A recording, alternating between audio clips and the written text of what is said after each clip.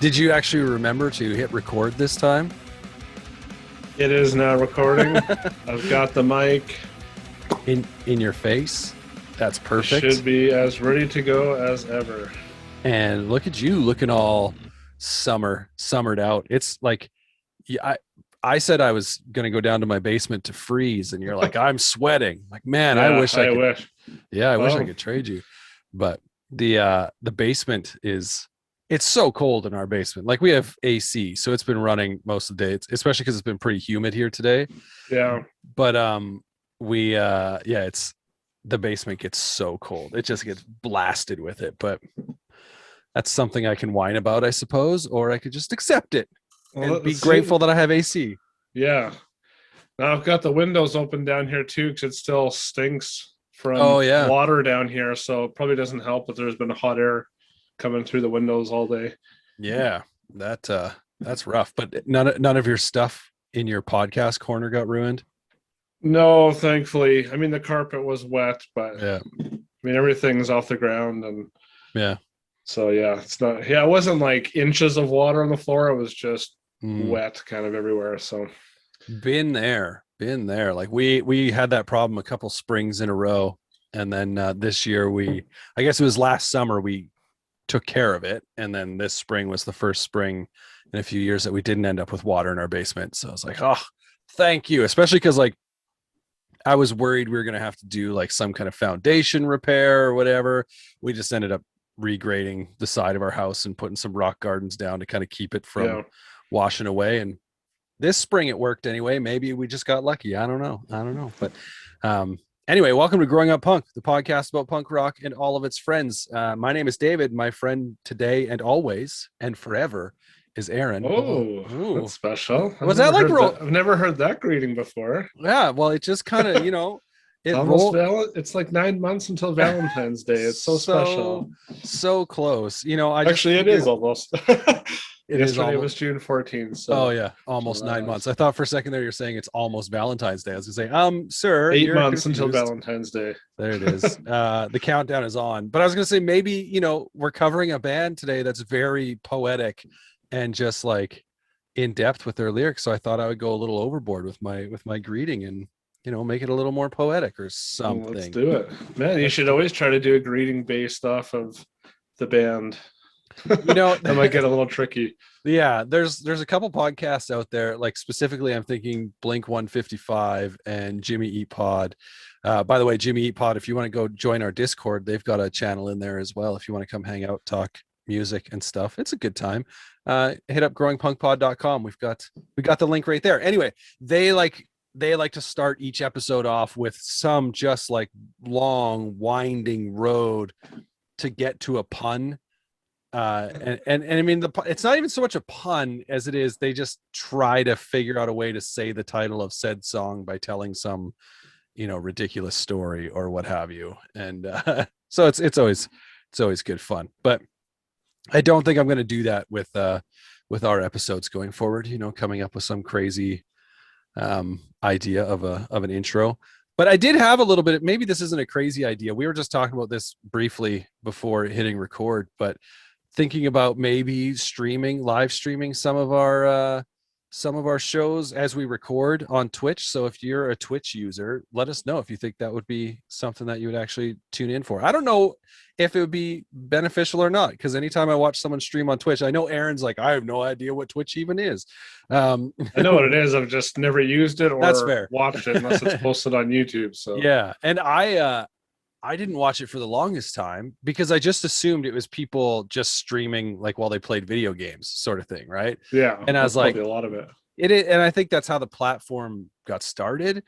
But I do know there's a number of, you mentioned YouTube, a number of YouTubers even that kind of live stream, and whether it's content that eventually goes up on YouTube or it's just something entirely different, it can be kind of fun to sit and watch. But I also know it's like typically a lot of it is interacting with the people who are watching, like through the Yeah. chats and stuff like that. And so I don't know what that would look like in regards to recording a podcast, but if we ever did it and it got busy enough on there, we would then just make the podcast the entire listening experience for the podcast would be listening to us talk to people who are texting us in the Who are chat. questioning our thoughts on the bands that we love. Right, there you go. There are bands nobody else gets to say. Speaking of the bands that we love, this time around we're talking about a band that both of us love, or at least like. There's no this episode, there's no like trying to figure out if we like this band. There's no here's some select songs to help you get into this band. This is just us talking about a band that we like. We're going to talk about Thrice. So do you remember, I guess, the first time you heard Thrice? Yeah, and I think we touched on this on our Hopeless / Subcity episode, because I had mentioned a Thrice album, The Illusion of Safety. And yeah, I can't remember if I told the story on there, but yeah, I think it was mp3.com where I originally saw their name and then found their CD the next time I was in a city. And yeah, I just remember them standing out as something different and unique, but something I knew I would love. And yeah, have liked them ever since. I think, it's funny because I think I can remember the person who recommended Thrice to me. Do you remember the band Your Bleeding Heart? Oh yeah, of course. Yeah. So the bass player in that band is Josh. Josh. Yeah. Yeah. He worked at HMV at one point. So for those of you who aren't Canadian, it was a music store up here. I think it was also a music store like in the UK as well. But like it doesn't exist anymore, which is a little bit of a bummer. That used to be like the only reason to go to the mall was to go to HMV. But anyway, he worked at the closest HMV to me, and I remember going in one time and he was telling me about these two bands. I don't remember what I was buying, but the two bands he recommended were Thrice, and I'll never forget the way he said this: Alex is on fire. Well, he is. He is, but so he was I recommending. We were all a bit confused about that when they first came out. So 100%. So he was recommending Alexis on Fire and Thrice, and I think like that day maybe I came home with Alexis on Fire, and then Thrice was just sort of in my mind, and eventually I did go and end up picking up an album, and became a fan. And so yeah, I did you ever get the chance to see them live? I say get the chance as if they don't exist as a band anymore, when that's clearly not the case. But have you ever seen them live? Yeah, a few times. I was trying to think. Just this week, the last time I saw them live, but the one that stands out was Taste of Chaos. I think I've maybe mentioned this lineup in a different episode, but yeah, it was like As I Lay Dying, Atreyu, Thursday, Thrice. I think Story of the Year, Deftones. Yeah, it was a crazy lineup at an arena in Saskatoon, and I got to watch them from the side stage. Right. And I just kind of watched Riley, the drummer, kind of the whole time, and yeah, it was just really standout experience. I think I did see them another time or two in kind of a smaller club show, maybe years later. I can't remember which year that was, but that's definitely the standout time. Yeah, I still haven't had the opportunity to see them. I remember that Taste of Chaos. Yeah, the Taste of Chaos tour. I didn't go to it. I do remember hearing about it. It's possible that maybe I saw them on Warped Tour one year, and there's just so many bands that you see, and I don't know if it was it's possible that at the time I wasn't as into them, so I didn't really. It's not ingrained in my brain. I do remember one time. I want to say maybe they would have been touring like the Alchemy Index records, which we'll obviously get to talking about, but where I heard after the show happened that they come. So there was a few years, like about 5 years, where I lived, like the closest show to me was going to be, 2.5 hours away or sort of thing. Right. And so I kind of, stopped following what was going on with bands and whatever. And I just remember someone telling me that, Thrice had just played Calgary, like literally a few days prior to that or whatever. And I was like, that's a show I would have gone for. Yeah.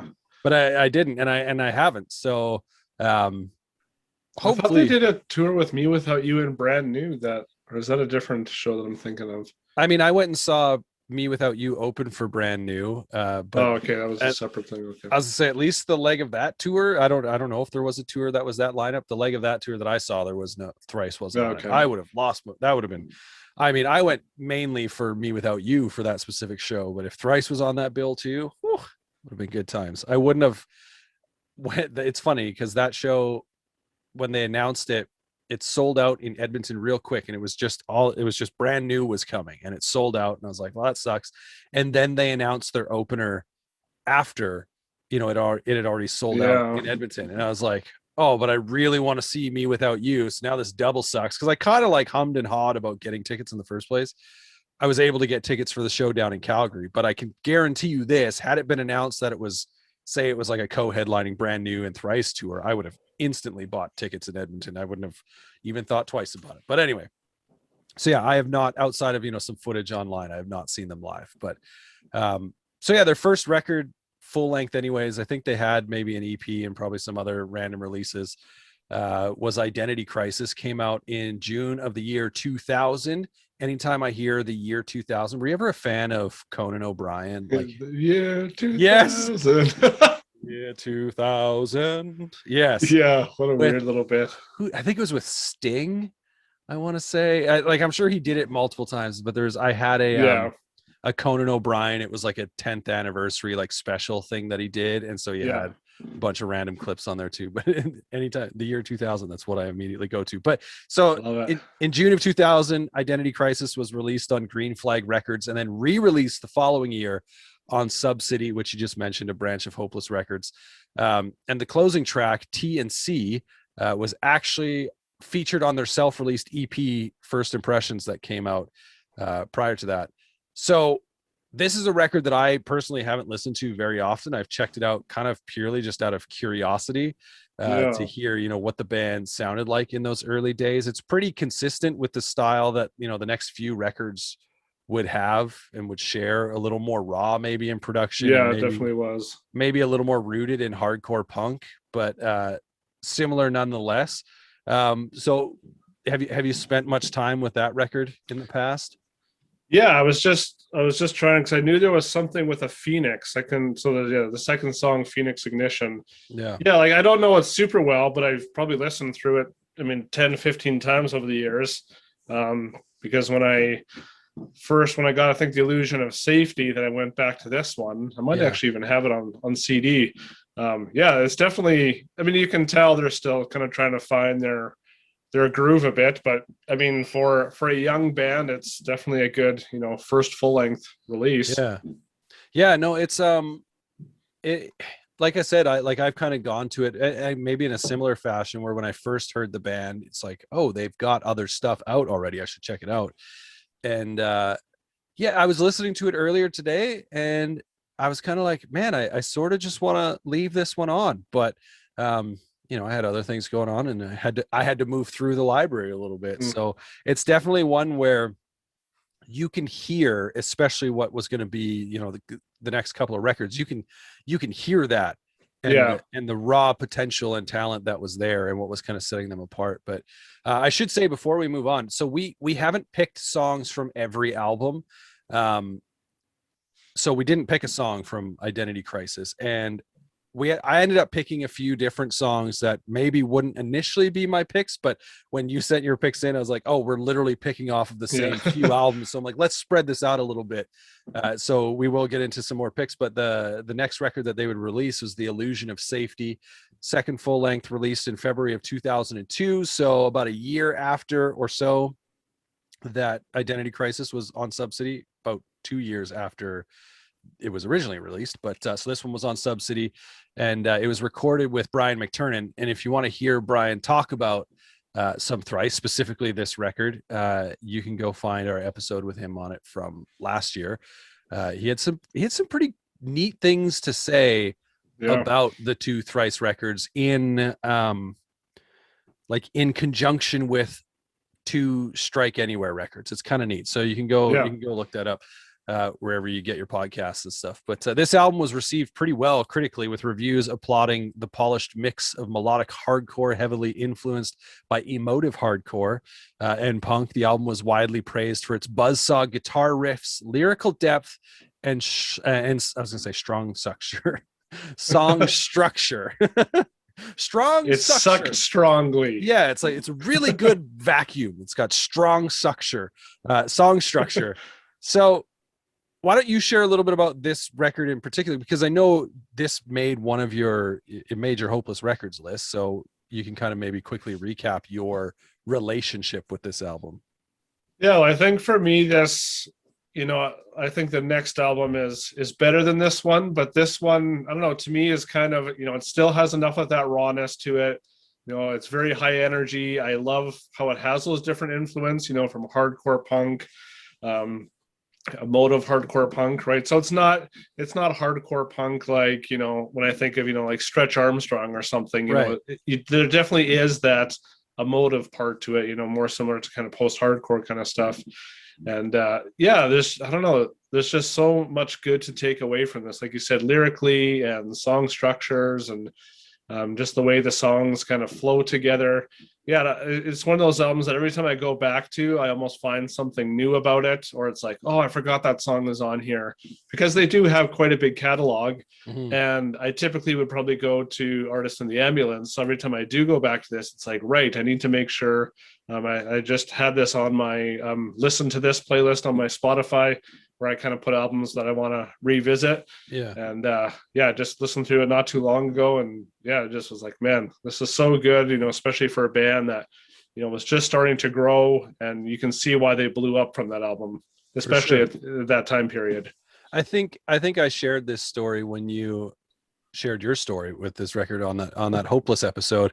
But it's a record that I kind of bought by accident, because so without jumping too far ahead, I got into Thrice when The Artist in the Ambulance was out, right? And then they released Visu, and I knew about this new record, but I hadn't really, like, especially at that time, the internet wasn't as much of your everyday life at that point in time as it is now, especially for, you mentioned mp3.com, and yeah, there are websites, but now, I mean, like, I pull my phone out anytime I want to listen to music and it's all right there, right? So Yeah. I just knew they had new music, hadn't really taken a look at the artwork and stuff like that. And so um, when I went to the store to pick up a new Thrice record, I ended up coming home with this one. And so it's kind of funny because I only owned it by accident, and I was listening to it going, because I think I'd maybe heard Image of the Invisible, and I was listening to this record going, I don't recognize any of these songs, but I know I heard one. Like they released one ahead of time, and then so I kind of started looking, going, oh, this is the record before, and I think maybe as well I had seen the artwork and heard the name at some point, so I was familiar with it. And when I saw it, I went, yeah, that's the new one, but clearly wasn't. As far as this album's concerned, it's not one of my regular Thrice picks, but I do enjoy it. In fact, I kind of almost surprise myself each time I put it on. Like, it's pretty similar in sound to Artist in the Ambulance as far as like stylistically what they're doing, but still yet a little more on that raw side. Like the band was definitely growing heading into this. And I think maybe more of the metal influences come through on this record with just some of the riffs. And maybe that's just production wise, how it's cutting through a little bit more than, maybe it does on the next record. But so you picked a song off this record, which is the song Deadbolt. And it's a song about a person having an affair, knowing that it's wrong, but they still can't quit. And in the narrative, like the protagonist or the main character's spouse is, whether, I don't know if it's autobiographical on Dustin's part or not, but the main character spouse is calling for them, telling them that the water is poison, but they just can't quit, right? Like they know it's destructive, but they can't stop. And for me, musically, it absolutely hammers you with riffs from the opening hit of the snare straight into the intro riff and the verse. It's full speed ahead, and it's structurally interesting to me because there's no one part that really repeats on this song. Yeah, it's crazy. I don't know if I picked up on that. Like, you can say that the lines where Dustin's singing "Stolen water is sweet, so let's drink it in the darkness," if you know what I mean. You could say that's the chorus, but even then, because he kind of repeats that section of lines twice, right? Like, he says it and then says it again right away, but that's the only time it's even sung in the song. They never come back to it. And there's not a whole lot of time wasted in this song either. Like I said, that snare hit starts the song, and there's kind of, I think if I recall, there's a bit of like an intro riff sort of thing that plays before he starts singing. But I feel like pretty much from there on, it just kind of goes through the song. And there's a music video for this song that's a perfect time capsule of the scene at that time. I don't know if you've seen it, but so this was your pick. What is it about this song that kind of made your list overall? Well, it's just instantly the song that comes to mind when I think of this album. And I'm sure it's like that for many.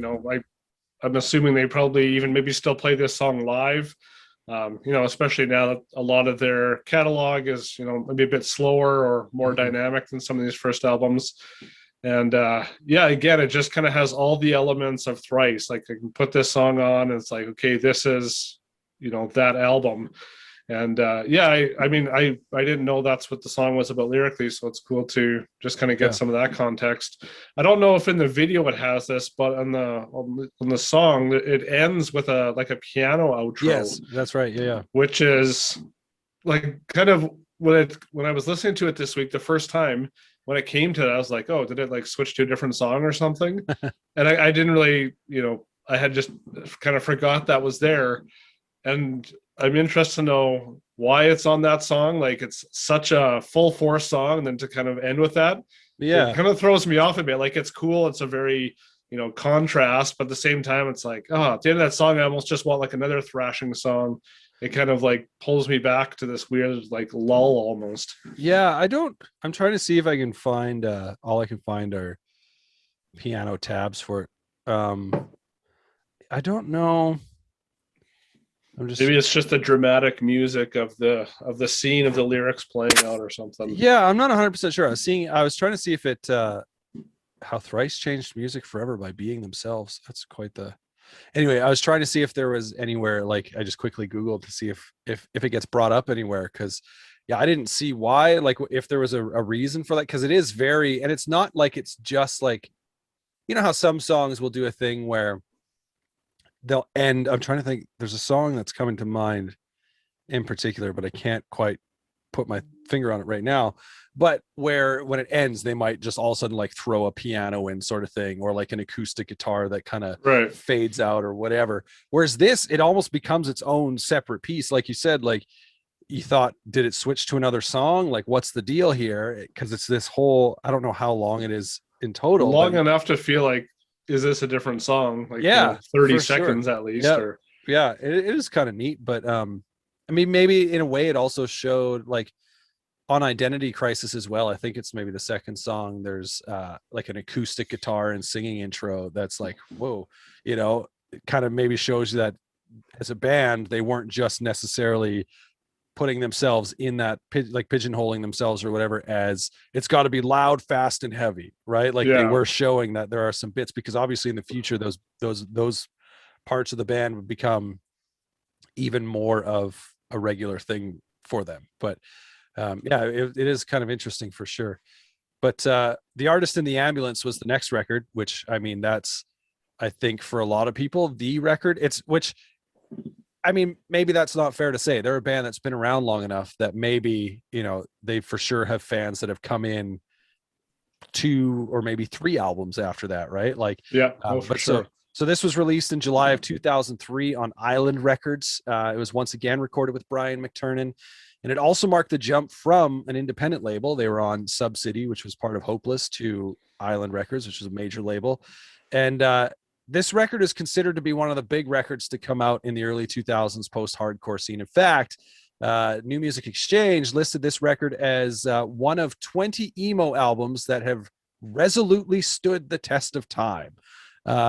I mean, sure, I guess, this is a classic album. I won't argue with that. That's just like, I wouldn't call it emo, but I guess. I mean, well, so that's the forever debate, right? Is that, I mean, here, I mean, I guess this is maybe the simplest way to break this down. You would confidently say Thrice is a post-hardcore band. Yeah. Like they're not a straight up hardcore band. They're not a straight up hardcore punk band, right? Like they're a post-hardcore band. It is what it is. But post-hardcore also then has, kind of more subgenres, which emo is one of them. So yeah, that's fair. It's this whole thing where, but it is one of those things where I would kind of agree. I'm like, I don't know if I would call this one, an emo album, kind of similarly to when we were talking about Lagwagon with Jed, and how was it Let's Talk About Feelings ended up on Rolling punk list. Stones pop punk list. And it's kind of like, I don't know if I'd like, sure, they have some elements, but they're really a skate punk band. But those all are falling under, the same umbrella. Right. But it is quite a headline, or quite a list anyways. 20 emo albums that have resolutely stood the test of time. I kind of want to look that up. But and apparently Probably the heaviest album on that list. yeah, it could be. I'm interested to see what's on it, and I might go down that rabbit hole right away. But apparently, there was a bit of tension between Dustin and Dustin Kensrue and Brian McTernan when it came to lyrics, as he was writing most of the lyrics in the studio, and whenever Brian felt that Dustin could come up with something better, he let him know, which was, which I think was probably a positive in the end, but at the same point, like, I guess it was weighing on him a little bit. But so this is the record that really introduced me to Thrice, and it's one of my all-time favorite records, I think, too. Like, I want to say a couple of years ago, one of those Facebook challenge things came up where it was like, list your 10 favorite records, no explanation or whatever, and this one was on the list for myself. But it's funny because I was hesitant with this record and this band at first. So when I first heard it, I kind of I was really into bands like Thursday and, like The Used and stuff like that at that time. And so, they were kind of all a part of that. But Thrice, especially with this record and the first couple records, were typically faster and harder than those bands. So I was initially like, I don't know if that's what I'm looking for. I was looking for more of that quiet, loud dynamic that, bands like Thursday and The Used and stuff like that were maybe more well known for. So it kind of initially caught me off guard, but in time, I absolutely fell in love with it. Like I said, it's now one of my favorites. So, was this the first Thrice record you were into, or was Illusion of Safety the first one that you got into? Yeah, Illusion of Safety was the first. So a few fun little things about this album. Without this album, I might not even know you or be a part of the show, because the album that I got introduced to you in the podcast you were doing previously. Yeah. Because our friend Todd was on talking about it, and he'd posted about it. And it was frustrating because he didn't know anything about this album. And so that's why I was like, oh, I gotta message this David guy and like talk about this, because it's like eating away at me hearing a friend be like, oh yeah, actually I thought we were talking about a different album, but we're talking about this one. And so that's funny because I have that in a note later, because he told me he has a different Thrice album that he does absolutely love. Yeah. So it was funny. I don't remember how I got him to talk about that record. Like, I think it just came up. I don't know if I asked him like, hey, you want to come on and talk about Thrice? And immediately in my mind, this was the record I wanted to talk about. And I just assumed that it would be the record that he wanted to talk about. Yeah. And in the end, I guess that wasn't true, but you're right. This is basically this podcast isn't, at least it's not the way it is now without this record, which is kind of weird to say. So, and it's weird that it's taken us, I guess, this long to come around to it. Yeah. There was also a number of years ago, I was on a work road trip. And so I was sitting in the van and so I had messaged a bunch of friends just saying, if you could have written one album, that you love, what would it be? And so then I was going through my iPod and being like, okay, if there was one record that I wish I would have written or been a part of, and this is the one that stood out. I kept going back to it. I listened through it a few times, and every time I was like, man, like, there's just so much good about this album. It's almost hard to know kind of how to kind of put it all in. Like, it, brings together the punk and hardcore and emotive, everything from the first album, but it's way more polished. It's, more mainstream sounding, but it's still heavy and riffy. And I still remember the first time I heard it, a friend got it, and so he had it playing in his car, and I think maybe even the first song he played was Artist in the Ambulance. And I just remember being like, well, like, this is just so good. It's so different than I would have expected. Then as I got more into the album, realized, okay, there's still a lot of, heavy moments here. And I don't know, there's just so much good to it. Every time I go back to it, I'm just like, there's just something so special about this album. Yeah.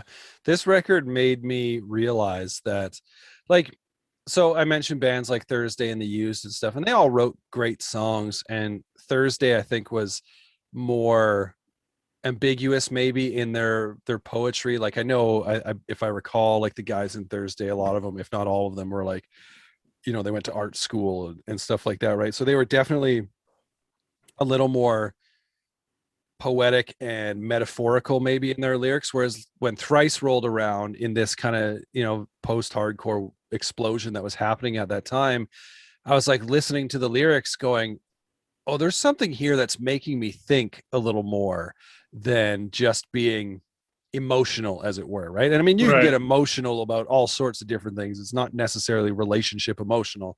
I don't want to like pigeonhole those bands and saying that's all they ever wrote about, because Thursday for sure, I know that's not the case. But yeah, so this record kind of really introduced me, and even to this day, listening to it, kind of like picking up on lines that Dustin sings and stuff like that, that kind of surprised me a little bit or what have you. But so the first song that was, we could have easily picked multiple songs off this record, Yeah. and so we went with two. The first one being Under a Killing Moon, which this song was released on a split 7-inch with Thursday, and their song For the Workforce Drowning.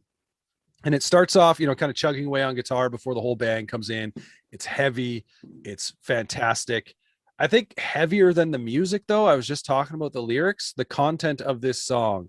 It's about the church and atrocities committed on innocent people. More specifically, this song is about the Salem witch killings, but it's something that could very easily kind of be used as, if you want to use the Salem witch killings as a metaphor, or just the content of the song as a metaphor for any number of atrocities that unfortunately the church has committed over the years. And brings up to mind recently, something that's been in the news in Canada with and we talked about this with Jed shortly, but just with the residential schools and the remains of children that were discovered and whatever. So it's kind of really bubbled back up, and a lot of that has been brought up, or brought to the front with a lot of that was, the role that the church played in that. And so to hear him sing about this, and to just have that kind of be fresh at the top of my head, especially so like the lyric where he says, don't flinch when innocents are dancing with the flame. If they wanted to live, they'd learn to play the game.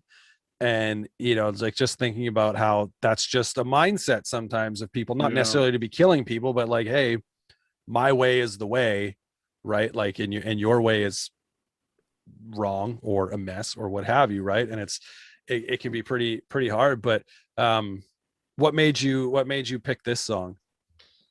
Well, as I was listening through the album, it's like I mean, the first song's awesome. Don't necessarily want to pick the first one. I think this is number 2 on there. Mm-hmm. And just as soon as it comes in with that chugging and those hits and that snare roll, and then the song comes in, I was just like, man, this is just so good. Love it. So many elements of the song stands out. I mean, I love, I didn't necessarily know the background of the song, but I've always just loved every time he just screams that "Watch the Witches Burn." Yes. Like, it's just like so like gritty and heavy. And every time I hear that, I'm kind of like, oh, I wonder, like, what is, is that literal witches, or what's he kind of talking about? I just never, went and researched that. But yeah, just so much to this song. Yeah, like you said, we could have picked a lot of songs off of this album.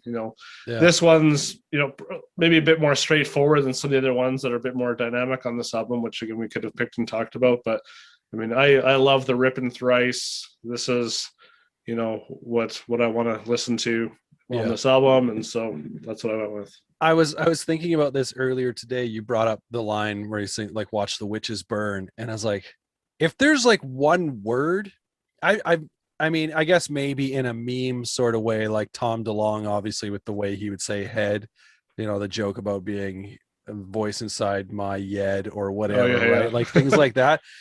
But like with Dustin Kensrue, the way he says burn, because he actually does it in another song that we're going to talk about, I was just like, oh, it just immediately gets stuck in my head. And it's like he in my head, and it's like he pulls it off. So I don't know what it is about it. Just obviously it's tied in with the music. Watch the witches burn, right? Like, as the guitars come back in or whatever. But it's almost just what's the word I'm looking for? It's just his own thing. You know what I mean? Like it's weird, but it's that literal word has jumped out from that song for me from day one. Something about the way he says it, but and then like I said, pretty intense. It really is. Speaking of intense, maybe not as intense musically, but kind of an interesting, intense message, and I guess not as intense. Anyway, the next song we're going to talk about is "The Artist in the Ambulance." The title of this song, and obviously the record as well, was taken from the book "Burn Collector" by Al Burian.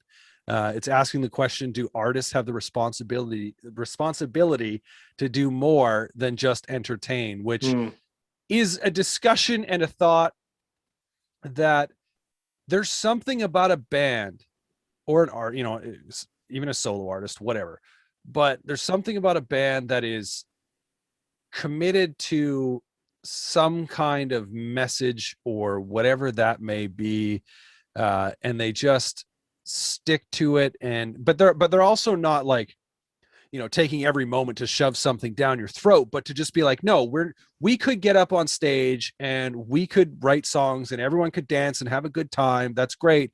Or we could use our platform to actually share what we think is important. There's something about that I think I've always appreciated. And Thrice is an excellent example of a band that has always, done more than just entertain. Do their songs bang? Well, yes, they're fantastic songs, right?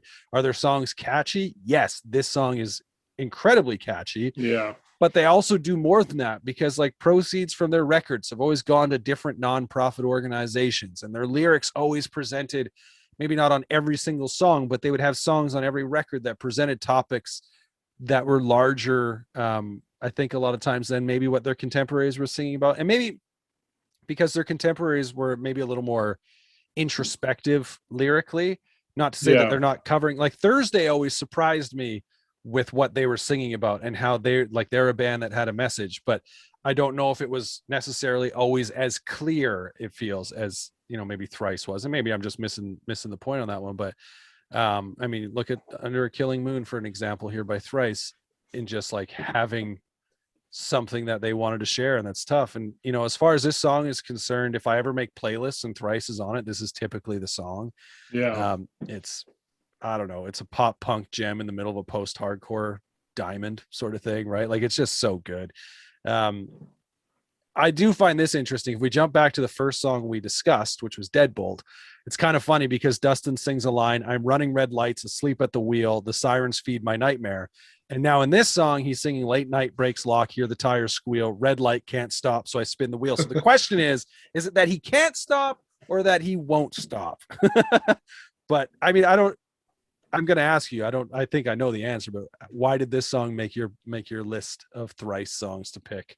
Yeah, well, yeah, I pretty much what you said there. You kind of hit the nail on the head there. What I love about it is that it definitely stands out on the album. It's cool that the title track is, different than the rest. There are definitely melodic moments throughout the album, but this one definitely stands out for that. And I like that they went with this. It's still upbeat, it's still catchy. Like you said, it still has that punk feel. They could have, broken it up with like an acoustic song or something like that, which just wouldn't have really, added as much to the album. So I just thought that was a really neat thing. And it's also a little bit risky. Maybe it's like, this is the title track, it's not as heavy as the rest, but it still, has good depth to it. And like, it's super catchy. It'll get stuck in people's heads, people's yads. So a song like you said, when you're making mixes, I've done the same. Go and put this one, because I'm like, I love a lot of the other ones, but I know when this one comes on, I'm going to be stoked. You're going to be, I still am. It blows my mind, as far as I could tell, that this song was not a single off of this record. Like, they had 2 singles that did fairly well on this record, and this was not one of them. Yeah. So that maybe. But I mean, I guess part of that could be just, as we both kind of mentioned, like, stylistically, it's a little different from the rest of the record and what they were doing. But also, that feels like a great way to hook people even more, right? Like, because it is such a catchy song. I'm sure the first time I went through this album, like I said, I was a little hesitant at first. I'm sure that when this song came on, I went, "Oh, I can dig this," because it was that kind of, a more familiar sound at the time for me. But maybe they thought it was too much of a stretch back then. Like, obviously they thought it was a good song because it's the title track on the album, but maybe they didn't want it to be like, hey, if we make this a single, then maybe that's what people are going to associate with our band when, Right. it was at that point, at least it was definitely more on the heavy side than, Yeah. the punk side. And so I can kind of see both sides of that. Boy, were they about to throw a curveball though, as far as that sound is Yeah. concerned. Why'd they got to do that? Why they? Because they released another banger of a record regardless. So Visu is the fourth album for the band, released in October of 2005, also on Island Records. And I won't lie, I definitely Googled. I've never known how to say the title of this record, so I Googled it. Yeah, It's Hebrew. Visu. The record marks the first kind of shift in the band's sound, I think, because I think up to this point they had really just kind of been polishing that early Thrice sound, and I think the artist in the ambulance was that sound played to perfection for them, if that makes sense. But the shift here, I don't think it's drastic necessarily, or I don't think it's as drastic as it felt at the time. Like listening to the albums now and maybe seeing where Thrice would go, after this album, it doesn't feel like as drastic of a shift as it initially did. They do introduce more electronic elements to the mix. The band actually took a month off to go back to write and experiment with new sounds. And a lot of the demos that they compiled at a studio that they built in Guitarist Tepe's garage, I believe, were more piano driven, which I find to be kind of interesting. That like the record itself obviously doesn't come across as more piano driven, but a lot of those early songs were. And when it came time to record, they wanted to find a producer who had less of a formula when it came to recording heavy rock music. So they moved on from Brian McTernan to work with Steve Osborne, who had worked with bands like Doves and Placebo. I guess had worked with a lot of like British rock bands and electronic music, stuff like that, which was probably helped them in regards to introducing more of those electronic sounds that they were wanting to experiment with. And the title of the record came from the book V, another book, man, by Thomas Pynchon, I think is how you say it. But anyway, Dustin Kensrue just really liked the way the word sounded, which is funny to me. That it's Visu. I just like the way Visu sounds. But it's also the name of a gateway at the bottom of Mount Vesuvius to a bunch of tunnels into the underworld. So cool. Take from that whatever you will. But yeah, do you remember kind of the first time hearing this record and sort of the shift that had gone on? Yes, because I was not stoked on it. Well, I think I heard from other people that it was different. Mm-hmm. So there's a few things here. I always find it intriguing when bands do this, and many that we've talked about have done this, where it's like they put out an album that's like, oh, okay, like this is Thrice, almost like become this massive band, and then they make this big shift. It's right. Kind of like, okay, like what happened in between there? Like did they just get, in this instance, the tour cycle, they were just like, okay, like, this is too heavy for us, or we're getting lumped in with heavier bands. We want to be more of, maybe a rock band, or, just explore. So I get that, bands wanting to explore and whatever. And I guess, like I've said, just with my taste in music and how I kind of take music in or even create music, it all kind of comes from the same place. I'm not, I don't have a whole bunch of these different influences and whatever, and even just the music I'm drawn to. So I don't know. I just always find it intriguing when such a big shift kind of happens, when it kind of seems like, oh, like you were, you finally kind of reached the peak, but now you're not going, down, but you're just going so different, Mm-hmm. So anyways, so people, so I had heard people say like, yeah, it's just not heavy anymore. And at this time, like 2005, is that when you said this came out? Yeah, this is when like I was really getting into heavy stuff. I mean, metalcore was kind of exploding at this time with As They Dying and lots of bands like that. And so I think especially getting into heavier stuff and knowing this wasn't as heavy, I kind of just left it. Mm-hmm. But I do remember coming back to it and thinking, oh, this isn't, that drastically different. Yes, it's different. It's missing some of the elements that I love, but it's not, as drastic as some of the albums we'll talk about here. So I've actually enjoyed this album more over the last few years. One, just being able to listen to it for what it is now that time has gone on. And two, it's still a good album with lots of elements, that I loved about Thrice. Yeah. Like I think I find myself in a very similar way. In that when I first heard it, it's interesting because like Image of the Invisible, I don't know, I feel like that was the first song I'd heard. I think they did like something too where it was like Yeah, I there think was like so. a remix challenge or something, so you could download all the elements of the song and you could, it was like a contest type thing. But so I think I remember hearing that, and it's really not that big of a shift. But then there's songs like, was it The Earth Will Shake, I think, which is track 3. Yeah, The Earth Will Shake, where they kind of like bring in the whole like chain gang sort of sound. And I think it starts on acoustic guitar. Maybe I can't remember off the top of my head right now, but there were different things that were going on where I was like, I don't know, really what to think of this. And then over time, because of that, it wasn't a record that I would routinely go back to with Thrice, right? Like I would just Yeah. go to The Artist in the Ambulance. And then actually, I'd say in the last year, maybe 2 years, I found this album at a thrift store and I bought it.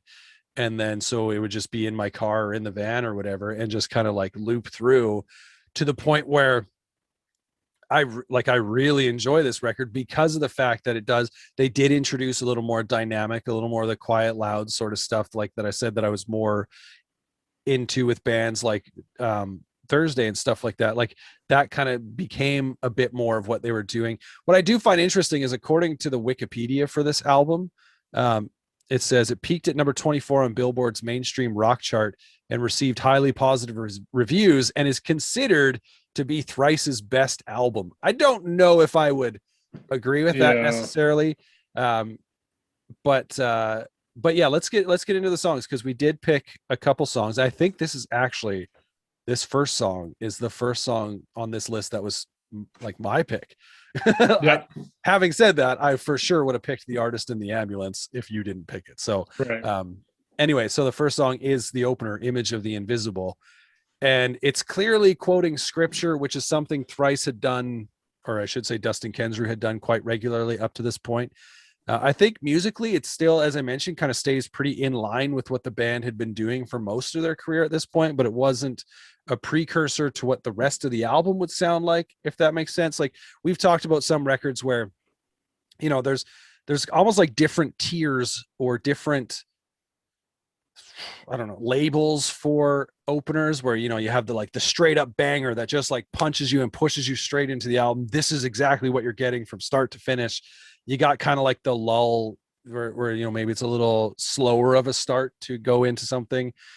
Or you have the start of the opening song that doesn't really do anything similar to the rest of the record. And I wouldn't say that this is necessarily that case, but if someone had come from The Artist in the Ambulance or The Illusion of Safety and they put this record on and the first thing they heard was Image of the Invisible, they're probably going to be like, oh yeah, it's just more of Thrice, in my mind. Yeah. Anyway. And like I said, they would kind of get into a little more different stuff, whether it was more electronic elements, piano, or even the chain gang singing sort of stuff that would happen a couple songs later. And I think lyrically, this song is absolutely an anthem. He's singing about how every single one of us has worth. And he was actually quoted as saying, this song lyrically sums up a major theme for the record and affirms that we are beings of unconditional worth, regardless of what the world says we have to offer. It says that we have a choice in what we do and that everything we do matters. It says that because of this, we have a responsibility to look out for those who can't look out for themselves. And if you choose to believe these things, it will change everything about the way you live and the way you see the world. Yeah, that's awesome. Which I think is incredible because, like I said, he is flat out quoting scripture in this song, but he's also crafted it in a way where it's like, it's not about that necessarily. Like, if you're a Christian and those are your beliefs, 100% you can interpret it that way. But it's also, he didn't want to like put the band in a box, and I know they weren't all Christians anyway, right? Like, Yeah. he was the main lyricist, but and so that's how that came out. But I just love the fact that he repeats the word "we" so often in this song to kind of really drive home that point. He says, "We all were lost, now we are found. No one can stop us or slow us down. We are all named and we are all known. We know that we'll never walk alone." Like, just Yeah. he's like, let's put everything aside we all have worth and value. That's all that matters, right? And a little fun fact about the song: the Morse code heard at the beginning of the song is actually spelling out the album title. Yeah, And, that's really neat. and I guess it was played by Dustin Kensrue, and they just thought it offered like a bit of an interesting syncopation with the song itself, so they kind of use that to bleed into it. But Yeah, um, that's yeah, cool. what are your thoughts on Image of the Invisible? Yeah, like it definitely doesn't hit as hard as, like the first song on the previous album. Yeah, it still has some of the same elements. What I do miss is the just, I guess, the style of guitar playing kind of shift along this album. It's not nearly as, metal influenced. Right. The riffs are more kind of like maybe not maybe darker, kind of not doomy, but I don't know how to explain it. Like, they'll get there. yeah, right. Like it's, yeah, just different influences, I guess, is the main thing on this. And so I think it took me a while to kind of get into it. I mean, yeah, it's a cool song overall. It doesn't have the same kind of hooks that I love, but yeah, like I was gonna say I do love the call and response on this song. When he says we're yeah, more that is than cool. was it Yeah, we're more than is it carbon and chemicals or whatever? Then we are the image yeah, of the invisible. Like I like the back and forth there. I get what you're saying about the guitar work though on this song. Like that main kind of, as the song comes in, like I think this song comes in with all sorts of energy considering it's just vocals and guitar that come in, but the way that guitar is being played, definitely more of a kind of, for me anyways, a straight up like post-hardcore sort of vibe versus the metal influence, right? Like yeah, but I don't know, I when the chorus comes in and stuff, I'm like it's the same old Thrice at that point for me. yeah. It's a um powerful song for sure, yeah lyrically and musically, and so yeah, it just hits differently, but still hits hard. yeah so the next song that we picked off this record, that was a pick of yours, is Hold Fast Hope.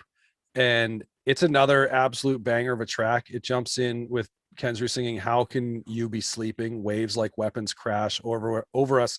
Cry for mercy and hold fast hope." And whenever he says like the hold fast hope lines, like he just drives them Yeah, home. And interesting enough, I didn't realize this one, but it's actually a song retelling the story of Jonah and the whale from the Bible.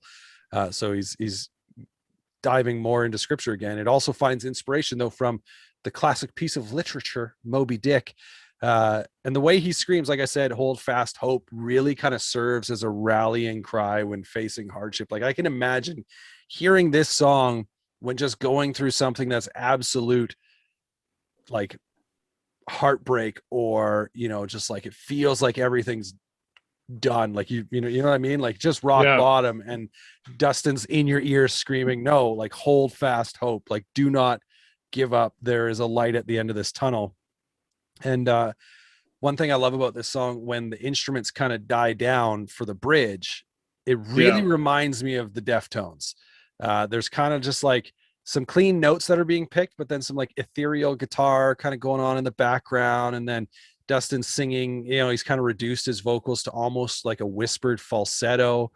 And then it just like comes back in and punches you right in the face, singing, "Find your faith and dive deep through living gateways past, lined with death and ivory, and hold fast, hold fast." It's just, I this is weird to say, but I want this song to come to mind the next time I am just feeling like absolute shit.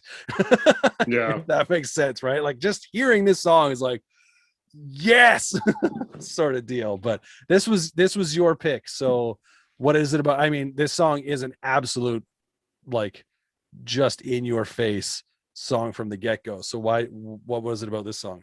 Yeah, as I was listening through, this one just caught my attention because yeah, like it's almost uncomfortable a little bit, just kind of how kind of gritty it is there, like when it pulls back and then it comes, full on with him screaming those lines. Like, I don't know, it was just something. Yeah, it's not like there's no like really hook to this song. It's not, even catchy like Image of the Invisible. Mm-hmm. But I mean, yeah, I'm partially drawn to it just because of the energy and heaviness to it.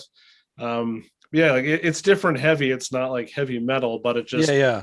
kind of, it's got this weight to it that It's kind of like intense. draws you in. But yeah, I mean, yeah, it's, it's dark, but it also has, that encouraging kind of underlying theme to it. And so I don't know, What this one just stands out. well, and when when he comes back in screaming after that quiet part, I don't know if you noticed this, but when I listen to this, I don't know if it sounds like the vocals there are taken from an entirely different take, Hmm. almost as if those vocals came, and I couldn't find anything on this, but almost as if those vocals came from like a demo recording and were put in, because at the end, especially when he's singing like hold fast, you can hear his breath hitting the microphone as if he's like Yeah. singing into like an SM57 or something, like a mic that doesn't really have much of a pop filter in front of it. And like they were just banging through some demos, and because it's very raw, especially compared to the rest of the album and even the rest of that song,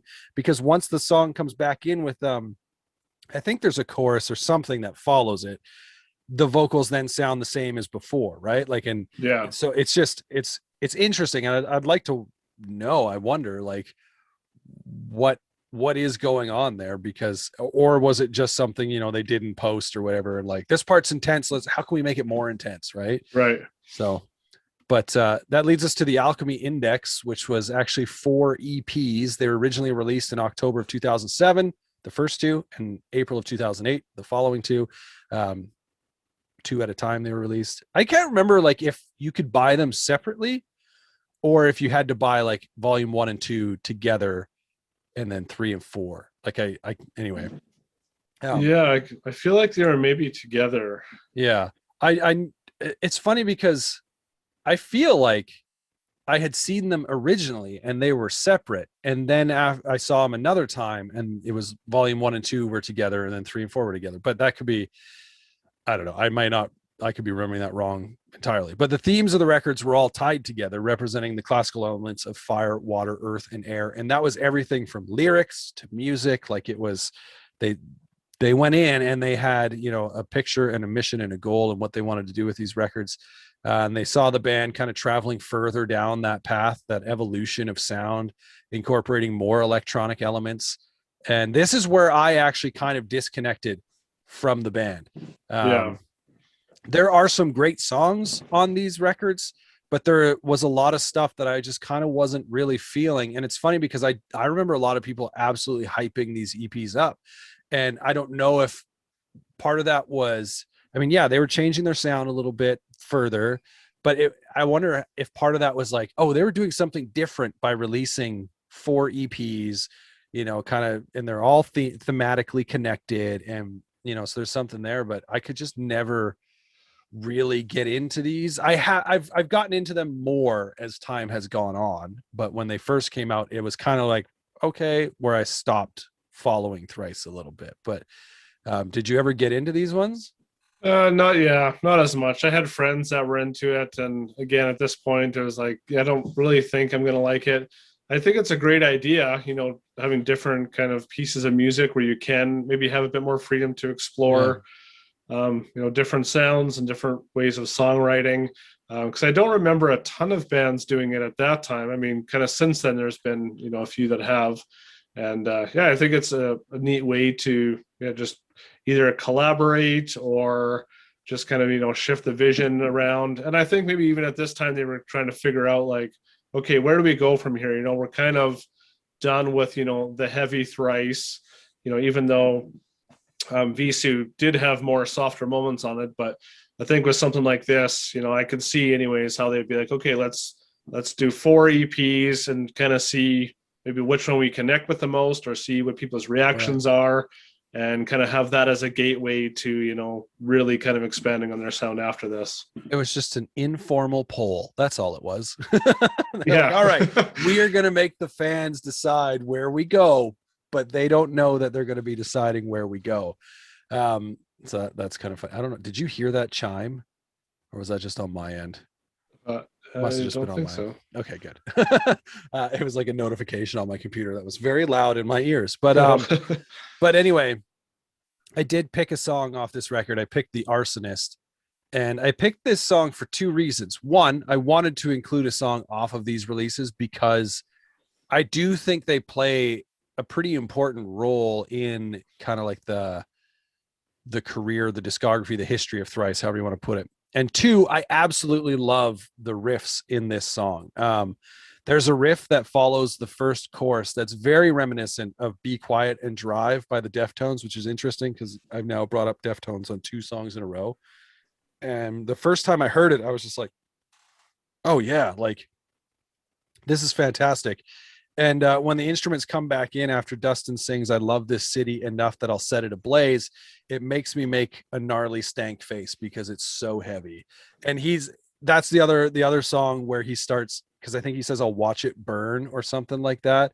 Oh And so yeah. saying burn again, I was like, oh, and it just takes me back to Under a Killing Moon.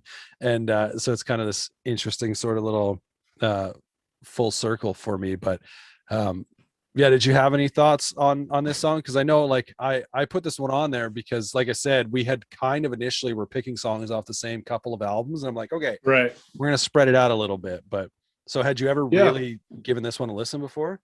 Not really. And yeah, I did enjoy this one. I mean, I don't know the Deftones much, so I don't know that reference.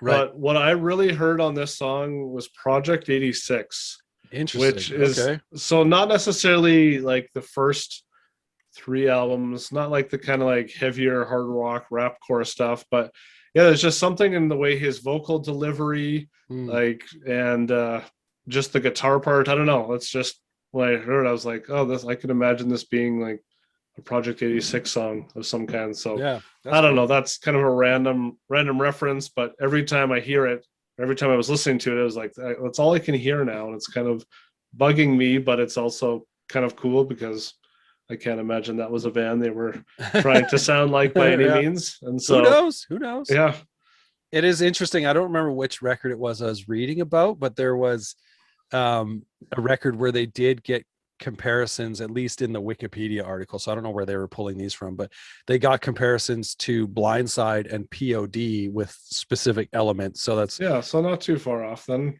no, and I don't know if that was on this record or not, but Oh, okay. I did notice in like going through this playlist, just like the drastic shift in production from Yes. this song from the song before it, and then obviously what comes after just sounds different anyway. But Yeah. but yeah, it's this weird sort of shift, right? Like I don't know what was going on there. But speaking of what comes after it, Beggars was the seventh studio album released in August of 2009. This one on Vagrant Records. The writing and recording process for the Alchemy Index saw the band working separately. So some of the members might have been working on one song while other members were working on another part for different songs, whatever. But with Beggars, the band actually got back together, jamming and writing songs as a unit, which is interesting that I don't know what led to them writing the Alchemy Index like that, but I guess it's what they did. This album is a concept album about the love, loss, and inequality of man. And lyrically, songs focus on things like marriage, commitment, relationship breakdowns, and salvation. And discussing the album's title, Kensru said this. He said, I think we are at most times deluded in thinking that we are totally responsible for our circumstances. But in the end, almost everything is beyond our control to a high degree. And we can't even be sure we will wake up tomorrow. Everything in life is a gift at its core. We are beggars all. And as far as critical reception for this record, it was fairly well received, which I think to this point, like all of them have been, getting comparisons to bands like Radiohead and Muse, which is interesting. So from Blindside and POD to Muse and Radiohead. It's possible that the Blindside and POD references actually come later. I can't remember, but yeah, no, it's this record. I remember when it came out, I had a friend who was huge into Thrice, and he was so excited for this record. It came out, and I checked it out, and I went, I don't get it. Yeah. And I kind of shared a little bit of that story because when Roger Camaro from No Motive was on for our Vagrant Records episode, this was one of his picks.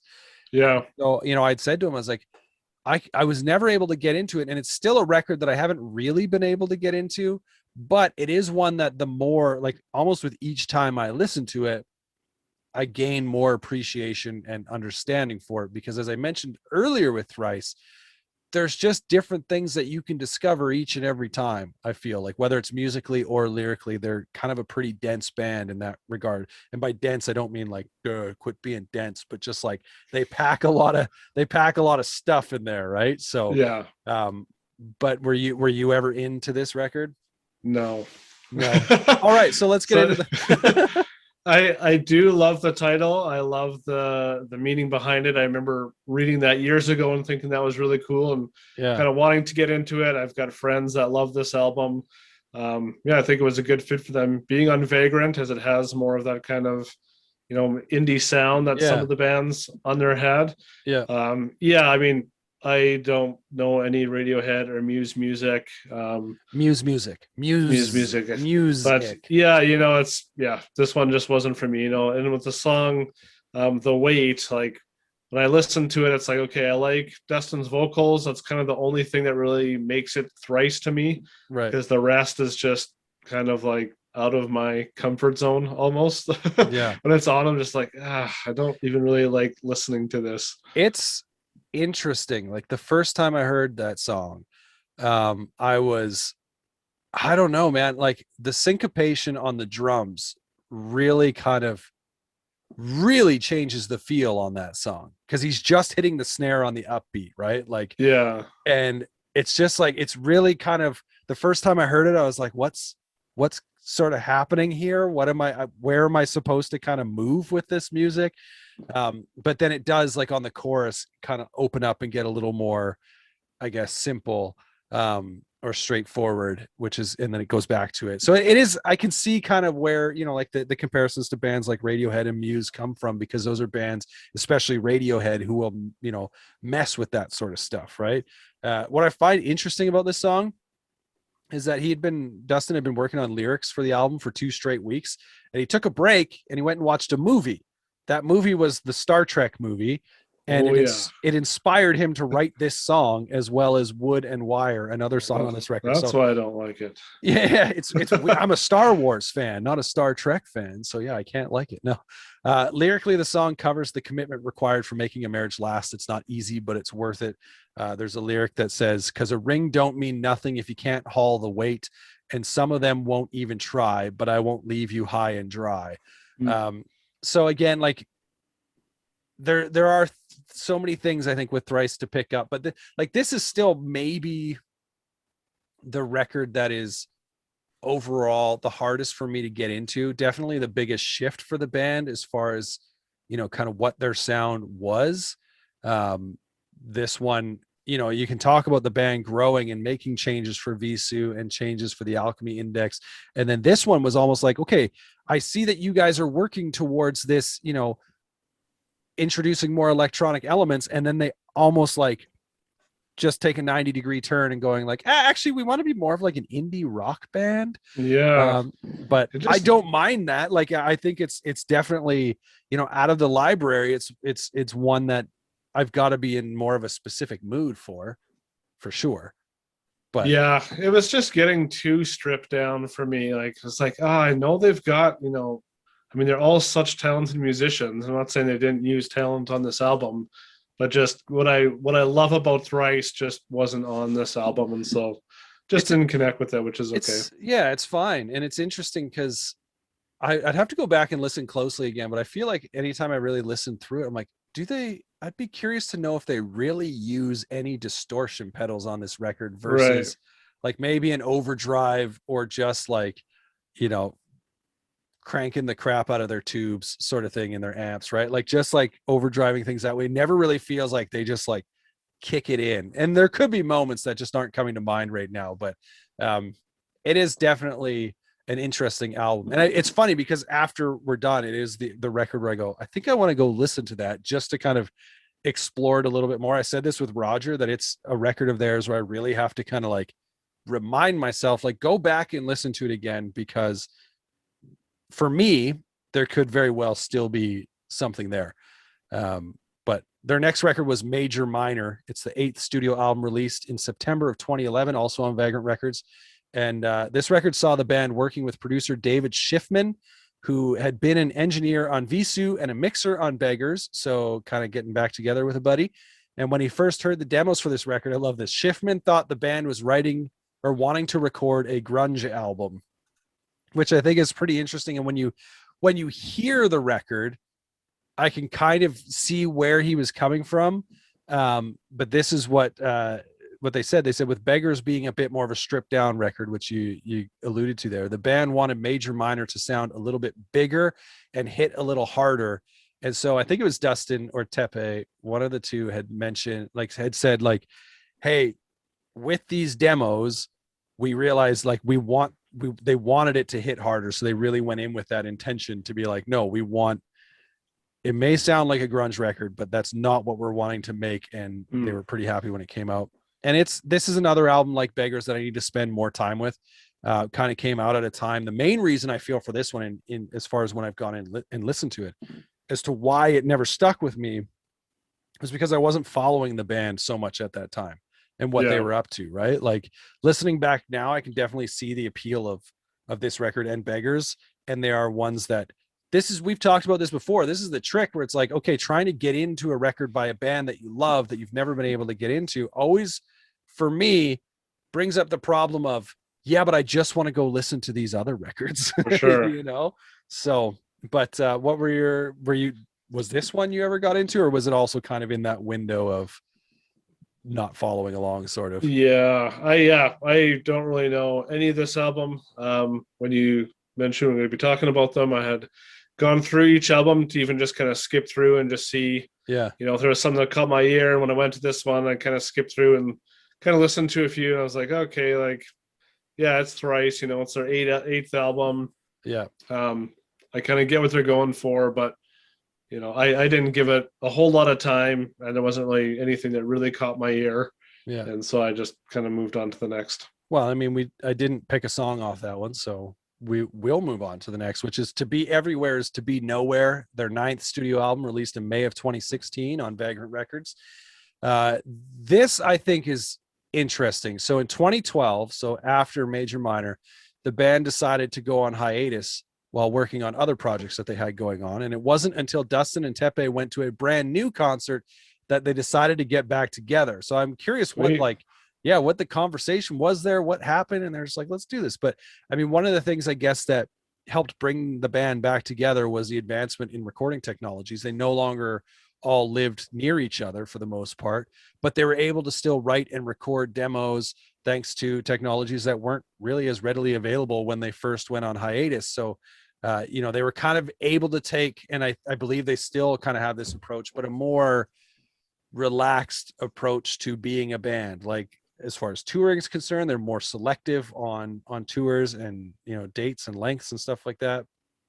And when it comes to writing and putting out new stuff, like just obviously not having to all be in the same place at the same time to do it, but to be able to still work together. This record as a whole features a lot more politically charged lyrics than the releases of their past. At least that's kind of what I find in listening to it. And it's what brought me back to Thrice. So you had mentioned kind of the intersection with Todd earlier with The Artist in the Ambulance. This was the record he wanted to talk about. And I was kind of like, at that time, I was like, oh man, like Thrice, they kind of went downhill after Visu for me. He's like, no, dude, you have to listen to this record. And so after we recorded The Artist in the Ambulance episode years ago, that led to you eventually, being on the show where you are now, saving growing up punk. Actually, it was music to my peers back then. But anyway, after I was done recording that episode with him, I listened to this record. And holy crap. Yeah, I've been wanting to do an episode on this record since then. And I debated like starting a series of episodes that was going to be titled something like I Was Wrong or whatever. And it was just like going back and visiting albums that either I didn't like the first time I heard it, or an album I just didn't check out because I figured, the band's done their thing, whatever sort of thing. But this record absolutely, is fantastic. And I know when you sent the songs that you were picking, you had one off this one. And I think there was a comment, I was like, we're just going to pick off the same albums. And you made a comment along the lines of like, oh, well, it's the only obvious choices or something along those lines. So what's your relationship with this record? Well, yeah, similar to you, I think, when I saw they were coming back, I don't know if they alluded to, writing more of a rock album, or there was some song clips or something. I can't remember exactly what it was, but it definitely intrigued me. And yeah, like it does go back to more of a rock sound. There's parts where it is a bit heavier. I mean, it's nowhere near still a Thrice that I love. Like, again, it's a lot more kind of rhythm guitar Yeah. driven, I feel like, than technical kind of playing, which is fine. I mean, they're now 9 albums in. They're long past the kind of riffy style guitar writing. Yeah. But yeah, it's the song I picked, "Blood on the Sand." You're Yeah, like it. jumping ahead. Oh, Man. sorry. Okay, yeah. We're gonna get there, but you can. Okay, But yeah. So as a whole, yeah, it's still not an album that like I find myself going back to time and time again.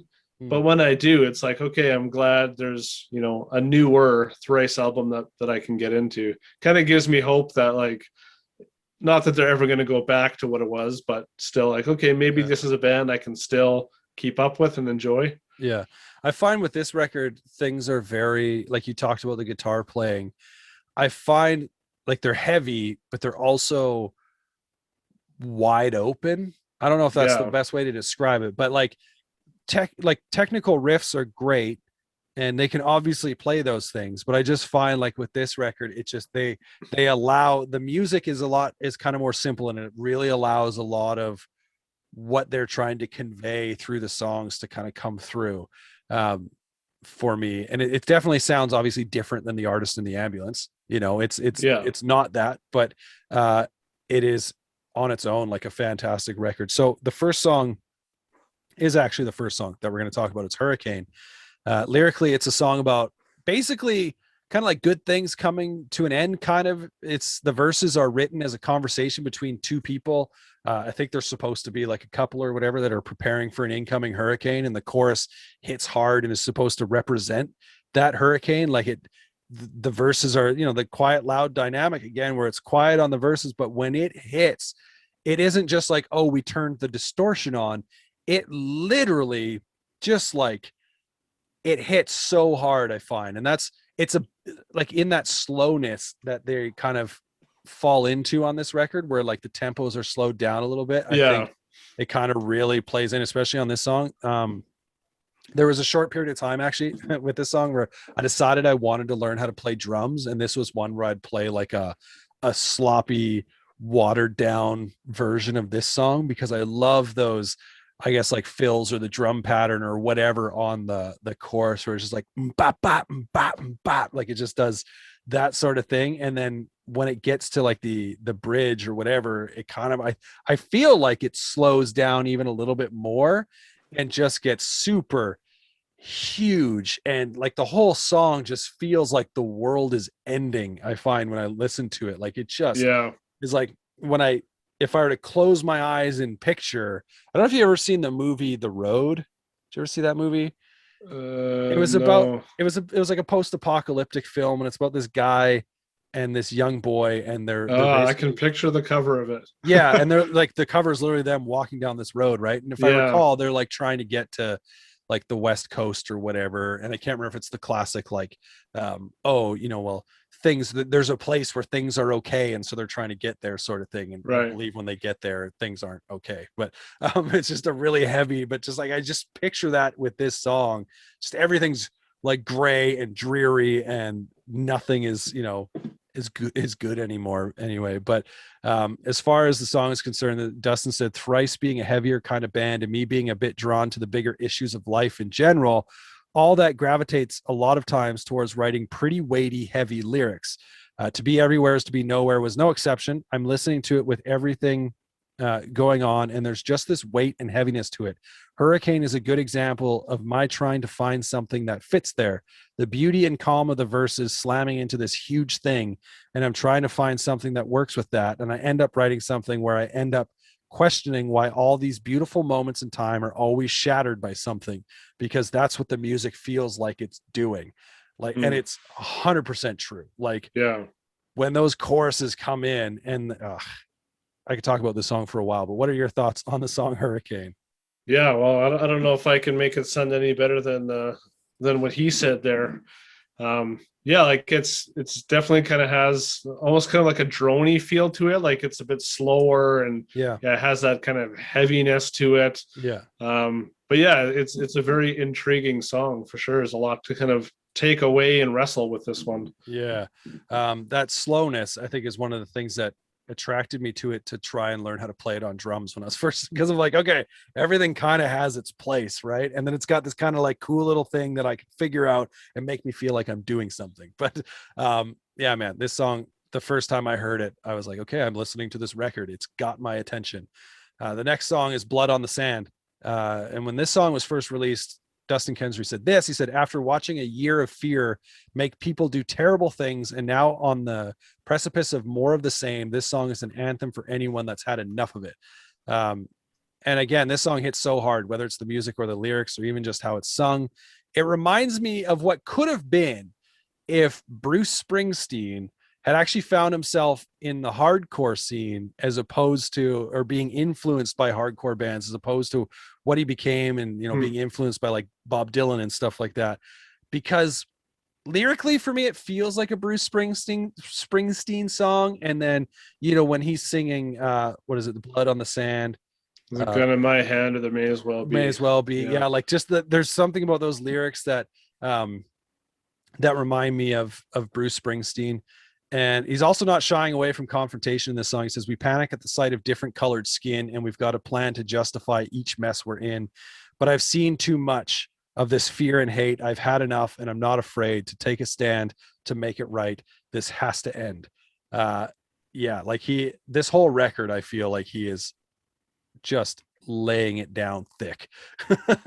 But this was your pick. So why did this song make your list? Considering Thrice was a band that you hadn't really listened to for a number of years before this record. Yeah, well, this song stood out. Like when it first came out, I was always drawn to it. I mean, it's catchy, not in like a poppy sense or anything, but yeah, I mean, in that line I just said about gun in the sand, or blood on the sand, gun in my head, it may as well be. Yeah. That just always gets stuck in my head. Like it's such a kind of catchy way to say that. And yeah, like I've got this song on a mix CD in my van, so it's definitely the song I've listened to the most times. Yeah. And yeah, just kind of a cool, different Thrice song. It's an interesting kind of like structure choice, maybe not structure, but like, cause that chorus, even though he's singing something that's like, he's fed up with, being a victim of fear basically, and letting that affect how he's viewing and treating people and, events in the world. But at the same point, musically and melodically, it's really upbeat, right? Like it's just like yeah, for sure it is. Right? Like it's just so. Well, that's why I liked it too, because it kind of keeps the song moving versus Hurricane. That's a lot more kind of dragging you around. This one kind of keeps you going a little. Sure thing. That brings us to Palms, their 10th studio album, released in September of 2018 on Epitaph. And if I've learned anything about Thrice, I've kind of said this one a few times now over the years, it's that when they release something, it always has to grow on me. Like going back to The Artist in the Ambulance, the first time I heard it, I didn't immediately love it, right? Like it's something that had to grow on me. And this is one of those records too. But on almost every one of their releases, whether I listened on day one or years down the road, I've had to grow to love it. Their songs just have so much depth, both musically and lyrically. And there really is no shortage of things to discover with each and every record, this one included. This was the first one in a while that I was like, okay, Thrice has a new record coming out. And I listened to the singles ahead of time. And initially when I heard it, I was kind of like, oh, okay. But now that I've listened to it over a number of times, I do really enjoy this record. But was it one that that you've been able to get into over the years, or is it kind of a more of the same for you? Yeah, so like I'd said on their last record, where I was like, okay, maybe Thrice is kind of back to a place where I can enjoy it. This album kind of killed that spark for me. I mean, the production is pretty raw on this. Like sometimes I'm listening, I'm like, are they recording in like the back of a semi truck on the highway or something? Like, okay, I don't know. It was just, it threw me off. And so yeah, like I think I've mentioned this before. I don't do well with albums that I need to like keep going back to like almost try convince myself that I'm gonna like it. Yeah. Because 90% of the time, if not more, if I don't like it right away, I'm just not going to like it. Like there's few Right. albums where I've gone back and be like, oh, okay, I really do like this. Yeah. So yeah, I don't have a lot of great insight on this one. I mean, it's 10 albums, which is just crazy. Well, And and on top of that, 10 albums with the same lineup, as far as I could tell. yeah, which is Like, incredible. that is absolutely incredible. Like, we're talking over Yeah. 20 years now that this band's been, I mean, obviously they had a bit of a rest in there, but Well, and yeah. interesting that it's on Epitaph too. It's not Yeah. necessarily, I mean, it's a big label. They've got lots of bands that have Yeah. grown in their sound and stuff on there, but going from was the last one on Vagrant, or what Yeah, the was, last couple before this one were on Vagrant, and then this one was okay. on Epitaph. Yeah, it is. I mean, it is a bit of a change for sure. And I didn't look into why the label changed, or if they just went, "Hey, here's a place offering to put out our music." So sure. Yeah, I mean, it's probably the biggest, indie label, so to speak, that they Yeah. could be on, and so I mean, I guess. yeah, Vagrant's pretty good too. Yeah, but I mean, the song that I picked off this record was "The Gray," and what I can gather from this song is Dustin kind of struggling with his faith, or maybe actually just coming to realization and acceptance of what his faith actually looks like. I think he's singing about things the church and churchgoers can struggle with, that life isn't black and white. Oftentimes, not even just in church, but just oftentimes in life, people can go, I've got my ways and I'm set in my ways. And so if your ways are not the same as my ways, well, we disagree. Right. And I think here he's singing about moving away from the black and white thinking and accepting that life is full of way more gray areas that he'd been taught to believe. And he's accepting that leaning into the gray will ultimately, this is what I find interesting, will ultimately open up his ability to love others regardless of where they stand. And I could probably, like, when this song came out, it hit me at such a point in my life where I was like, 100% yes. Like, lyrically, this might be one of Thrice's songs that is like just connects the most personally with me. And so I could probably quote the whole song, but instead I'll just quote the first verse, the pre-chorus, and the chorus. Okay. There was a time when I tried to hold the ocean in my fist, when I mistook the language for the light. There was a tightness that gripped my soul and bubbled at my wrists and choked me within inches of my life. But now I'm letting go and I can finally breathe. And my hands are open, reaching out. I'm learning how to live with doubt. I'm learning how to lean into the gray. And there's just something about that where, I love the line where he says, I'm learning how to live with doubt. Like, we don't have to know all of the answers, yet I feel like that's a thing where it's like, sometimes there's that pressure to, you have to know, you have to have an opinion on this, and your opinion has to be right. And you have to be researched in this and researched in that. And you have to think this way and that. And it's like, is it ever okay to just be like, I even think about this with parenting sometimes, to just say, you know what? Oh, yeah. I don't know, like, I don't know the answer to that question or what we should do here. And just like being able to kind of understand and be okay with that. But yeah, this is a song that I absolutely love. It doesn't necessarily paint the rest of the album for me. Again, like with a couple of the other ones, like this is one where I do have to, when I talk about an album growing on me, I won't just, if I listen to something and I just don't like it, I'm not going to like it. But if there's something in there that hooks me, even if it's like one little thing that I'm like, oh, that's interesting. Or if it's just one song where I'm like, that's a good song. That'll kind of keep bringing me back. If I just completely dislike something, I'm gonna be like, oh, whatever, pass on that. Right. I won't force myself to listen to something to try and like it. But some of these Thrice albums, I think there's a little bit more work that has to go into it, if that makes sense. But for me, that's in a good way. I like that kind of challenge a little bit.